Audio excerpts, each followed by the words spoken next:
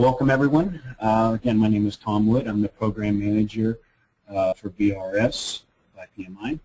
What we're going to talk about today are grain bin basics, rescue using the TerrAdaptor tripod. So without any further ado, we'll get started. All right. So the reason why we're even presenting this topic today is last year was kind of a record year, and not in a good way, for the grain bin handling and storage facilities in the country. As the quote there says, you know, it was a record year for crops in 2009, 2010, but there was a price paid for that. Since they started recording this information in 1978, there have been 800 grain bin entrapments. And that's the recorded number. And this is by some gentlemen over at Purdue University. They estimate that the number could actually be 20 to 30% higher than that, based on how many unrecorded incidences there are out there. And again, that 2010 was a record year. There were 51 recorded grain bin entrapments, and that resulted in 26 fatalities. And perhaps the most disturbing part of all of this is that 6 of the subjects were under the age of 16, with the youngest being 7. Typically, entrapments occur on farms that are exempt from OSHA regulations. These are large farms, but they're not commercial operations. Of course, with all of the push for ethanol, yellow corn has been the predominant medium of entrapment, and that's accounting for a large part of why the harvest was so successful those years, is the increased production of corn. Soybeans and other wheat and things like that, processed grain, were other mediums that also caught people in these grain bins. Again, if you can look over the last few years, it's up quite a bit from 2007, but even more since they started really keeping track of this stuff in 2001. You know, it's up 183%. So that's an incredible spike for a single year. And they attribute a lot of this to the fact that 2009 was a pretty wet harvest.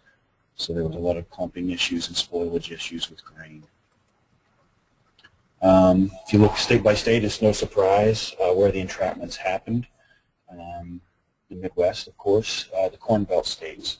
So there were a total of 17 states in 2010 that had recorded entrapments. Of course, not all of them resulted in fatalities, but the recorded entrapments basically consistently stay at close to 50% fatality rate. So once there has been a rescue started, there's about a 50% survival rate. No surprise here either that OSHA started to really take notice of all these fatalities, to the extent that on February 1st, 2011, they issued a formal letter to more than 13,000 grain handling and storage facilities, basically outlining some of the key elements of safe grain handling, and also making it very clear that they're in the enforcement mode. They're going to be actively prosecuting grain handling and storage facilities that are non-compliant, as was evidenced in their 2010 visits. They had over 300 of those, and 75% of the facilities that they visited were in violation of some standard. In some of the cases where fatalities were definitely traced back to the employers, OSHA has filed criminal charges in those cases. And when you think about all of the work that goes into farming, it's no surprise that it takes a lot of people to do that.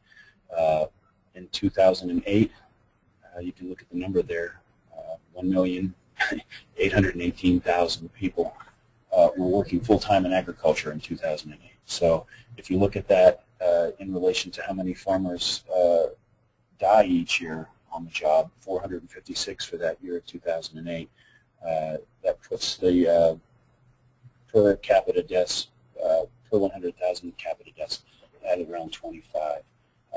But the most startling aspect of all of this is if you look at how many youths under 20 live and work on farms.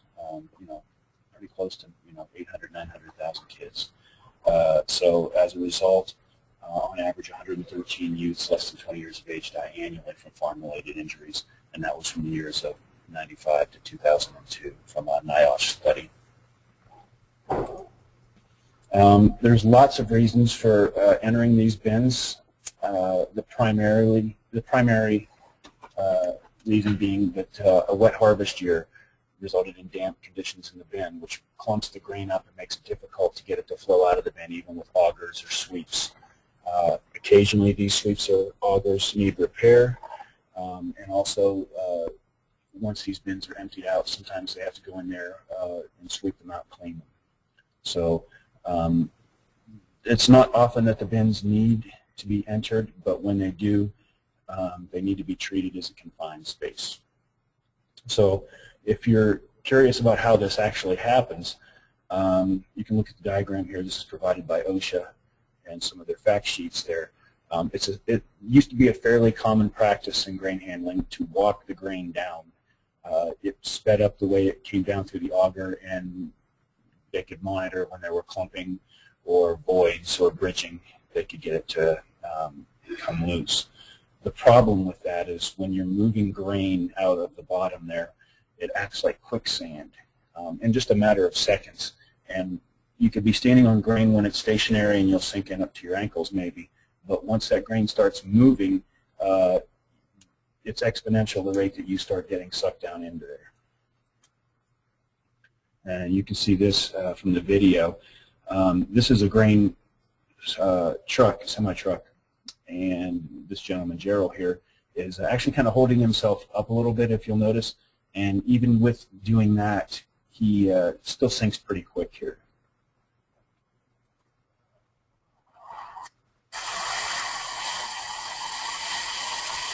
And this is a full semi full of grain, and you can notice how quickly it's draining out of the bottom. There's TerrAdaptor there being used as a horizontal. So if he hadn't been holding himself up a little bit there towards the beginning, he would easily be up around his neck or chest at that point. And that was just a matter of seconds. Another way that workers are trapped in these bins is the grain clumps up on the sides, and they enter the bin to try and break that free, and it ends up collapsing on top of them. And subsequently, if the trauma is not knocking them out, then they're becoming suffocated. Bridging is a very treacherous situation in that if the worker is not monitoring the fact that they've moved a lot of grain out of there, but yet the level doesn't seem to have dropped, they encounter a void there. So the grain is crusted across the top, and it looks like the bin is full. Yet when they get on there to try and walk it or figure out what's going on, it'll collapse underneath of them, and then that thin crust collapses and traps them in there. There's a lot of similarities between avalanche burials and grain entrapments. Obviously, suffocation or asphyxiation is the most common cause of death. Subjects are typically unable to free themselves, and the flowing snow or grain can act like a boa constrictor. And what that does is every single time that they exhale, the corn or snow will flow in and take that space up. So every time that they exhale, there's a little less space because of the compression on their chest. The other things burials and grain entrapments have in common is that rescuers just can't lift a person out. Basically, if someone is stuck even mid-calf, you would probably pull them almost in half with the force needed to get them out of the grain. And just as in avalanche burials, companion rescue is always the best bet for survival, and we'll go over why that's important, especially with the grain here. So these are some of the key elements to keeping grain handlers and grain workers safe if they're entering a bin. First and foremost, the grain bin should be treated as a confined space, permit-required confined space. All lockout, tagout procedures should be observed for mechanical, electrical, hydraulic, or pneumatic equipment before that worker enters a bin. Workers are now prohibited from the practice of walking down the grain to make it flow. It's just a very, very dangerous practice. Workers are prohibited from entering bins where side bridging is observed or voids are suspected. Common sense. My mouse is freaking out. A big part of the thing now that OSHA likes to see, and it's just a good idea all around, is to make sure that everyone is trained to mitigate all of the hazards that are associated with grain bin work. Training is a very key element. Also, each worker entering a bin should have a harness on with a lifeline anchored up above, and that's just not enough in itself. You have to make sure that there's an observer stationed near an entry point that can observe what's going on. That worker and all workers should be trained and equipped to effect the rescue of their workers in case they do become entrapped. Communication, obviously, is always very important, maintained at all times between the workers in the bin and the observer outside of the bin. And that could be with voice, visual, signals, radios, whatever, but it needs to be constant. Based on what type of grain or what type of substances you have in the bin, air quality could be a concern. So air should be tested to make sure that it has both enough oxygen in it and also that there are no hazardous gases present. If this is suspected to be a hazard, then ventilation should be provided, and if that's not enough, then respirators or breathing apparatus should be worn by all workers inside the bin. And this is on the Code of Federal Register 1910, general industry, basically. If the event that a rescue is needed, rescuers need to make certain that they're aware that most confined space fatalities, well not most, but 60%, are rescuers actually. And this includes would-be rescuers who are co-workers who enter into a situation where there's bad air or something and contribute to the situation in a way that they hadn't meant to. So with grain bins, this is a confined space, and you should treat it as such. If you are a professional rescuer, the nice thing about grain bins is they don't move around a whole lot. They're always there, and it's not too hard to schedule a site visit to meet with either the farmers that own the bins or the co-op that has the bins there, and see where access points are, see where you can get vehicles, see what level of training they have on site. Do they have AEDs, on site? Where are all the lockout, tagout procedures posted, and where are all those points for actually performing the lockout, tagout? Another important aspect to this is most rural rescuers are going to be intimately familiar with either the facility or the people working there. These are the friends, neighbors, and families of these rescuers, and I've heard more than a couple stories from rescuers that when they showed up for a rescue, it was a friend, co-worker, or sometimes even a fellow rescuer who was farming at the time and then became entrapped. So that's an important aspect to think about. It's a good idea if there are large rural co-ops in your area of response to meet up with them. Oftentimes they can help out offset the costs of training or potentially gear that you need for some of the specialized equipment to perform grain bin rescue. So it doesn't hurt to ask in those situations. Obviously, when you're first on scene, you don't want to just throw open a hatch and drop down into the grain without knowing what's going on. You want to make sure that all of the lockout, tagout procedures have been instituted. You want to make sure that the augers, especially, have been shut down, that the grain sweeps in the bottom have been disabled, and you have to make sure that there's good air in there.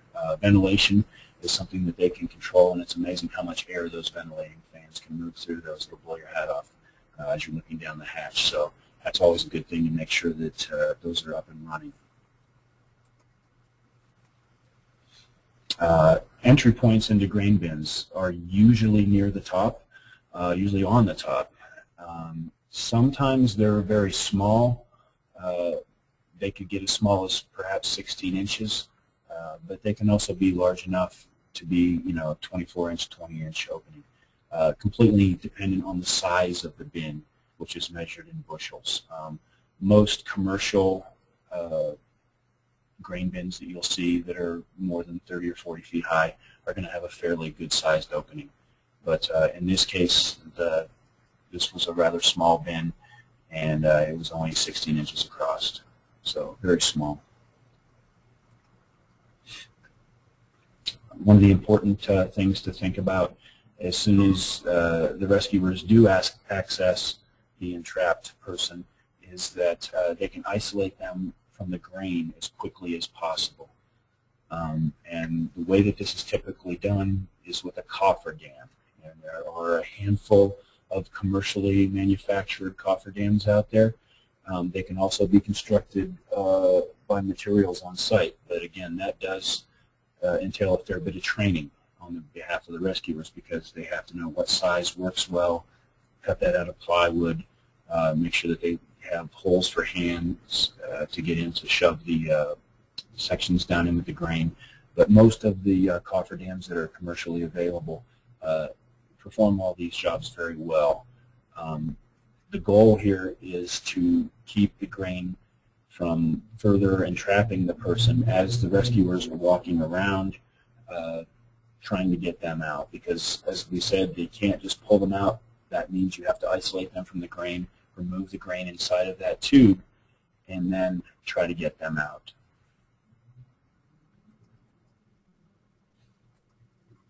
So if we look at an example of how a Cofferdam is installed, this is in the back of that grain truck that we had earlier. This is a 6-section Cofferdam. So there's Gerald there. He's trapped in up to his hips. Well, I'm sorry, that's his chest. So the good thing about these kind of rescues is once you get the rescuer down there and the Cofferdam has been lowered down into them, it will go pretty fast.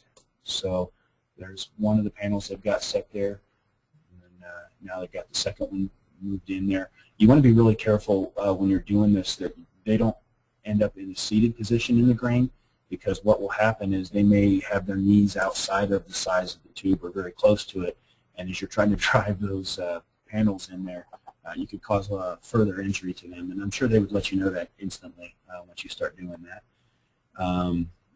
So you can see they can get them set, lock them in place, and then drive them down into the grain. The first couple feet typically is not too bad, but the further down it gets really tough. There's a lot of grain you have to shove through to get in there, and then you just keep building around it. And when you get towards the end there, you'll see that they're completely enclosed. Now, if they're against a wall or something like that, you may not have to assemble the entire thing to make the circle.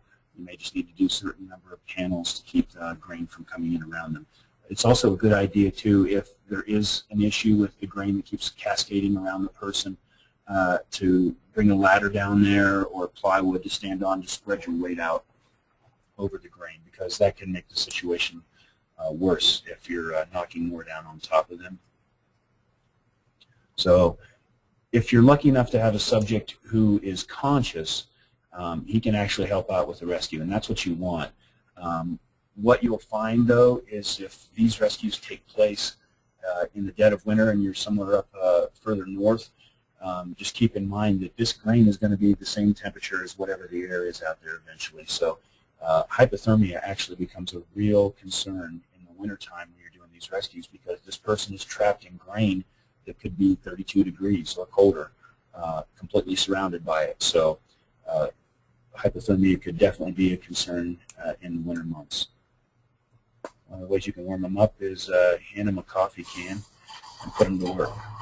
So we saw the Gerald was buried pretty deep there, and just in a matter of minutes getting that coffee can train going, he's able to get most of that grain out there in fairly quick fashion. You'll notice the handles there on the top of the Cofferdam. That's not just for driving that down in there. You would hope that if you get the person towards the end there, you see Gerald's going to try and pull himself out. He's only got his feet in there, and he can still barely pull himself out. He's a pretty strong guy. So there's an enormous amount of suction in that grain that keeps you from pulling anyone out. A good idea is to take a broom handle or something stronger than that maybe and run that through those holes, and that basically gives them a point to pull up on themselves as well. If you do end up with a subject who is unconscious and not able to help you out, that's where you got to break out the shop vac, especially when you're using something like this for corn. It moves it out fairly quickly. There are also commercially available vacuum trucks that can get a larger diameter size tube in there and suck that grain out in a hurry. So that's what you want to do, is get them out of there as quick as possible. The amount of pressure and weight on them is quite enormous. You'll hear people comment when they're practicing this, getting buried, that they can feel their heartbeat in their throat, and they're amazed at the amount of pressure and force that's on them from that grain. So obviously, if you've got a shop vac that you can get down in there without having a spark hazard or explosive flour dust, for instance, be a concern, that's definitely an option. The other option is cutting the actual bin. Farmers aren't really excited about the idea of someone cutting open their bins, but in a rescue situation, obviously that's what you may have to do to get that grain lowered. And if that is the situation that you have to resort to, what you'll want to do is take whatever cutoff saws you have available, whether it's a Sawzall, a demo saw, whatever, and cut a V in the sides of the grain bin. Hopefully you know what level the person is at inside, and you want to maybe cut the V's somewhere around their waist or where their feet.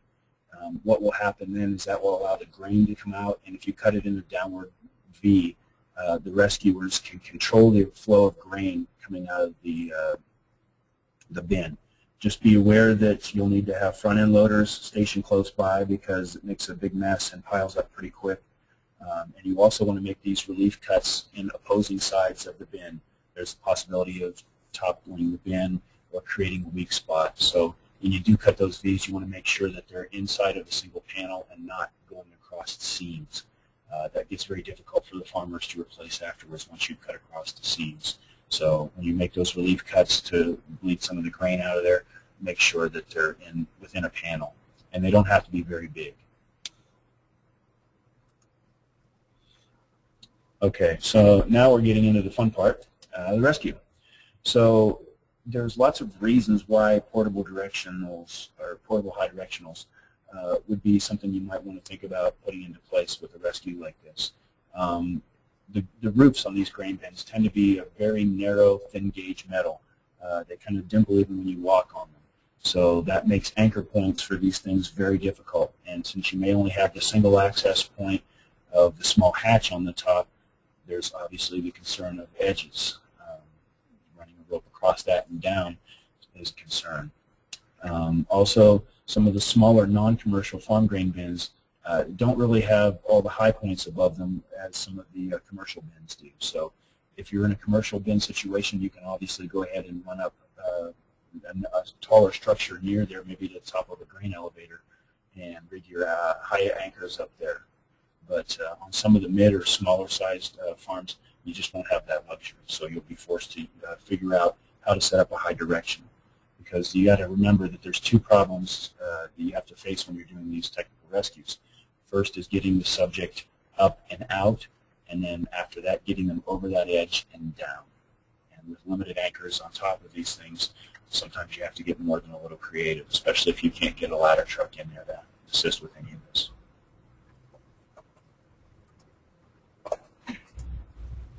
All right, so the TerrAdaptor, portable high directional anchor. One of the nice things about using these is the flexibility that comes with this. This thing's very adaptable to the situation, hence the name. Somebody was thinking there.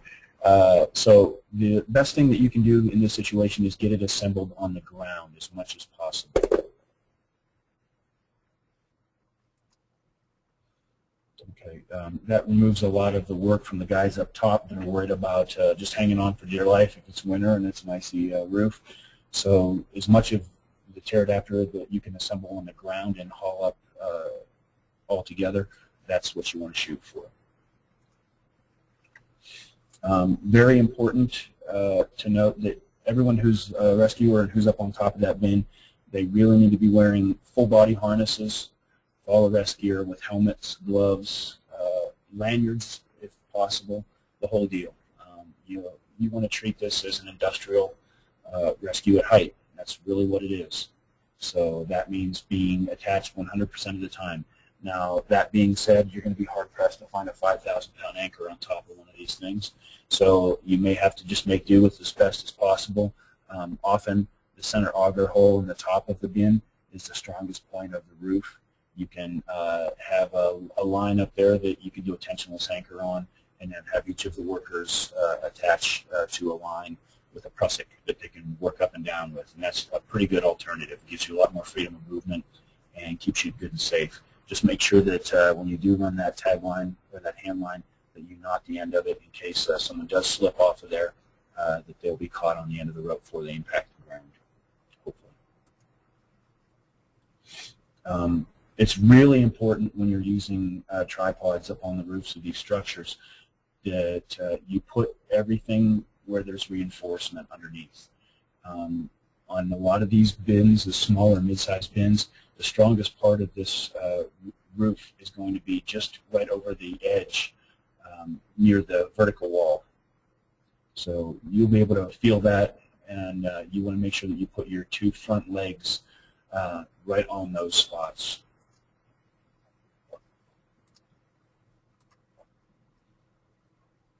Also a good idea when you're doing that, these guys here from Gray County, they manufactured their own little small boxes, and that was intended to spread the load out, the point load that are on the feet there. That's really a good idea because the smaller area you have that you're pushing all the weight down, the more likely you are to dimple that metal or maybe even punch through it based on where you're at on the roof. So if you can spread that out a little bit, that's an ideal situation.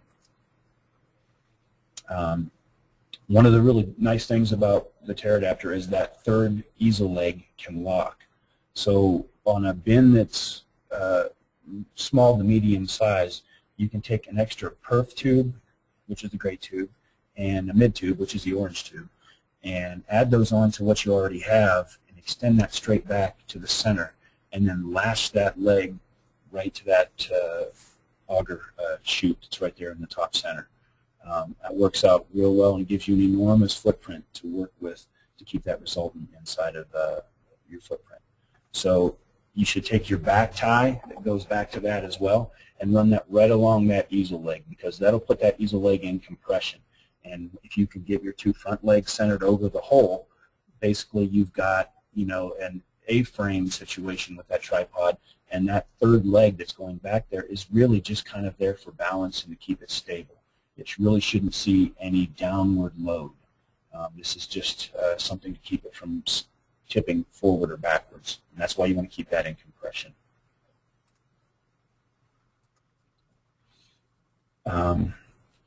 I kind of joke a little bit about, you know, you want to have a Swiss anchor whenever you make an anchor with these tripods. Basically, you want it to be a neutral anchor, always be in a neutral state. If your tripod starts moving once you put it under load and you have not predicted that, you have not done your job. You have not done your homework, and there was something that was introduced into that system that was a variable you hadn't taken into account. So anytime those things move and you haven't accounted for it, you need to call a stop and investigate why that happened. Perhaps one of the back ties lost some tension on it. Maybe the stretch, you know, it was overstretched. But the important thing is keeping everything in opposition and compression. So the good way to do that with these front legs is to take the lash rings, put them near the bottom, and then it doesn't take much as far as the size of the cordage, and get everything tied back and opposing. That way, when you do introduce a load of moving the subject, this thing is already settled in, everything's tight, it's in compression, and you'll have no worries about things moving, because, you know, you're looking at a few inches of space there between the edge and where that tripod leg is. And so any movement could be catastrophic.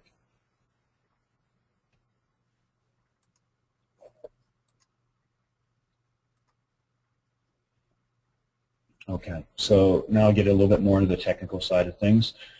We've got our tripod set up. We've spread our load out as much as we possibly can. We've tested to make sure it's not moving anywhere. Now we can take our main and belay line and then run those up through from the ground. So in this situation, we opted to control the load from the ground. Obviously, you may have to make a different decision based on what you're faced with as far as the size of your bin, your anchor points. So you may be controlling the load from up on top of the bin. You know, who knows? But you've got to have at least a baseline bit of knowledge here and understand where resultant forces are applied to safely use these things in these situations. So what we did in this situation is we decided that controlling the load from the ground would be the way we wanted to go.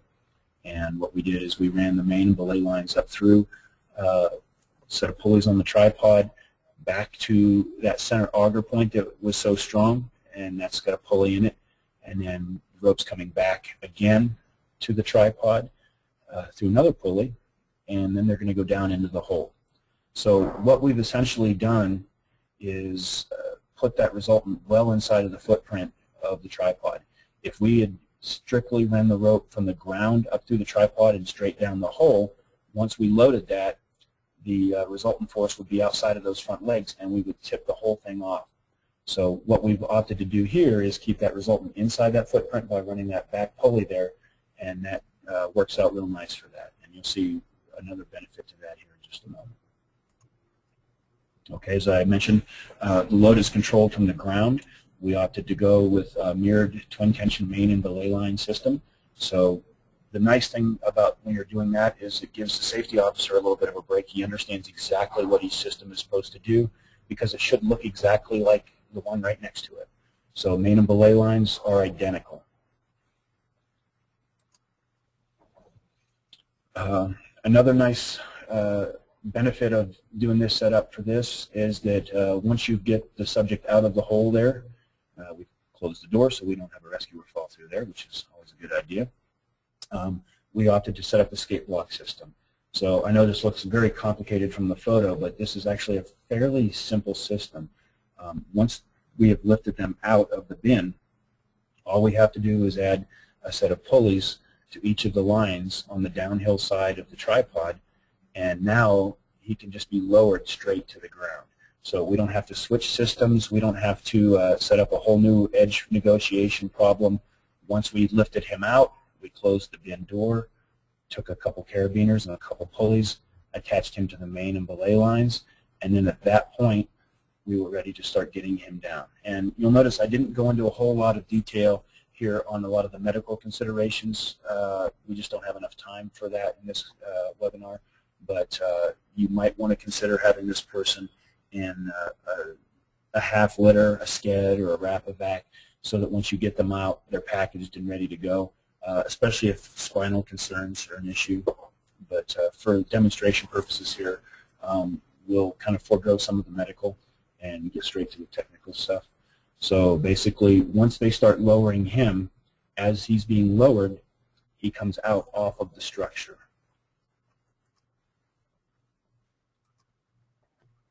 And eventually my mouse will catch up here. There we go. So you can see as he's being lowered, since we have an elevated anchor point, the rope it's in contact with the edge a little bit there, but that edge, it doesn't look like it from this photo, but it's actually a rounded edge. And as he's going down, he's being skated out towards the anchor point there on the ground. So, you know, it's nice because we only have a single person load on this because, you know, we are looking at a pretty flimsy roof here. So if we can keep our loads minimal, that's ideal.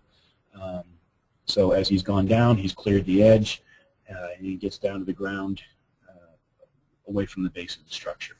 So, you know, there's a million different ways to do these rescues. This was just one, but it's nice to see how, if you know a little bit about the physics of a tripod and a little bit about how these bins are constructed, you could get a little creative and come up with a pretty good solution. You know, this evolution that we did here for the first time of these guys setting it up, it took a couple hours. but I think if they went back there next month and tried it, they could probably do it in half an hour, if that. It's pretty straightforward.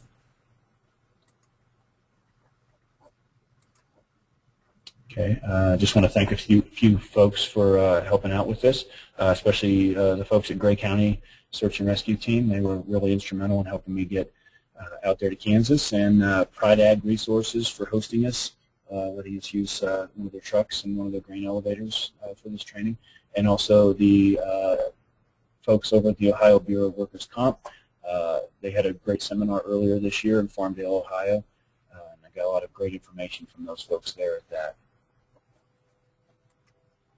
A few additional resources.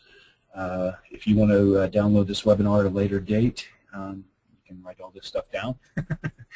But I think what we'll do right now is we will turn this back over to Jessica, and she will field any questions that you have. So you can email her the questions, and she will ask me, and I will hopefully be able to provide an answer. Great. Thank you, Tom. If anybody has any questions, go ahead and type them in the chat/questions section of your control panel, and I will ask Tom. And you should be able to see my screen too shortly.